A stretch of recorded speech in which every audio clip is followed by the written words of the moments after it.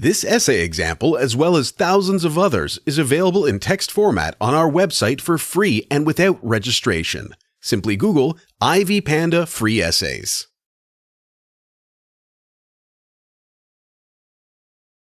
Historians cannot necessarily study everything that happened in the past. Thus, they are choosy in their investigations. Some historical events, people, dates, or occurrences are more significant to historical studies. In order to make sense of history, one has to incorporate the idea of significance. Generally, historians use criteria of significance to decide between significant and trivial events to make history meaningful. Modern historians use a set of 5 factors of significance: importance, profundity, quantity, durability, and relevance. Educational research on topics of school history provides further 3 sets of related criteria of significance, including intimate interests, symbolic significance, and contemporary lessons.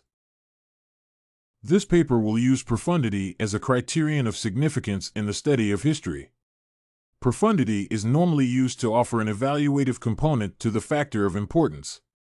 In order to appreciate and contextualize the importance of the past, it is crucial to consider how deeply people were affected by an event.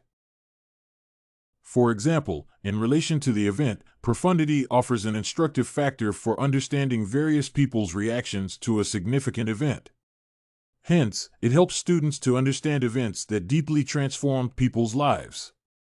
The next part of this paper will evaluate how events of the Cold War, decolonization, and globalization period in the post-World War II era have deeply affected people.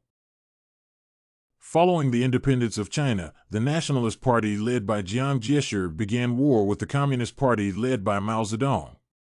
Due to this war, the people of China suffered greatly since the nationalists did little to improve the lives of people as promised. Mao eventually managed to overthrow the government in 1949. Under Mao and communism, the lives of the Chinese were greatly affected by the transformation of their society from an agricultural society into an industrial society.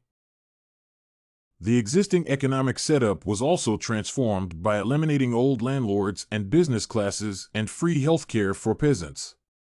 Under communism's one-party dictatorship, the freedoms of the people of China were immensely suppressed. Following the Cultural Revolution and the broad shifts in leadership in China to the present, there have been great gains in terms of freedoms, leadership, and economic welfare of the people of China. Still, they continue to suffer to some extent since the promised equality and brotherhood that was originally promised in the revolution has not been completely implemented. The end of World War II marked the beginning of an age of nationalist movements in European colonies in Africa and Asia.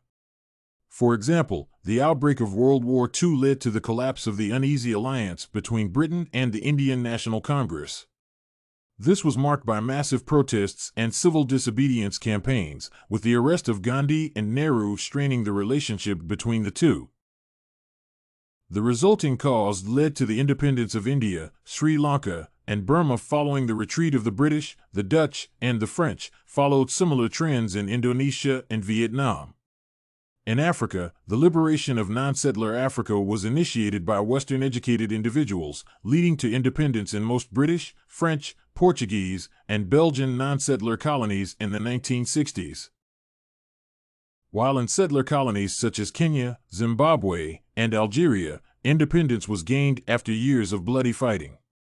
In studying the history of these movements, it is prudent to involve profundity to understand how colonization and struggles for independence affected the people of these nations. The collapse of the Soviet by 1991 was mainly caused by political and economic crises due to the culture of war. Following the collapse, the Soviet Union lost the arms race and competition for international markets with the West. The United States and other Western nations benefited from their imperialist exploitation of other countries, with socialism losing significantly in terms of economic competition. Under the collapse of the Soviet Union, consumers turned to imports, and there were not enough exports to meet the balance of trade. Thus, there was a gloomy background of worsening market situation that had a depressing effect on the people. In order to study these events, the factor of profundity would be essential since people were greatly affected by the transformation from a socialist to a capitalistic economy. This conferred suffering to many people within the ruble of the Soviet Union, and it would also assist in understanding how these developments affected the world and its reaction. The origin of nationalist and Islamist movements in the late 20th century is a direct response to global changes that characterize modernity. The modernization of societies through the formation of national states, the organization of capitalist economies, technological and scientific developments, and the cultural and social changes that accompany these phenomena have led to these movements. Generally, these movements have been associated with guerrilla and terrorist activities, which have significantly impacted negatively on their communities. Profundity finds its place in trying to evaluate the effects that have led to their origins and how they are affecting local and global societies. Latin America has a long history of political violence, and in the second half of the 20th century, political violence included civil wars, guerrilla movements, military intervention, coups, terrorism, and other forms of violent confrontation. The political violence is mainly linked to the socio-economic structure of Latin America, which is characterized by large inequalities of income and wealth, poverty, and volatile growth. The region is also affected by recurrent external shocks and distributive conflict. For example, indigenous groups in Ecuador and Bolivia have been engaged in conflict following demands for more rights and greater autonomy. Dictatorship and unequal societies provided an agenda for rebels in the Cuban Revolution of the late 1950s. In learning the history of this region, profundity plays a key role since these events are shaped by how different groups are affected by various aspects of their countries.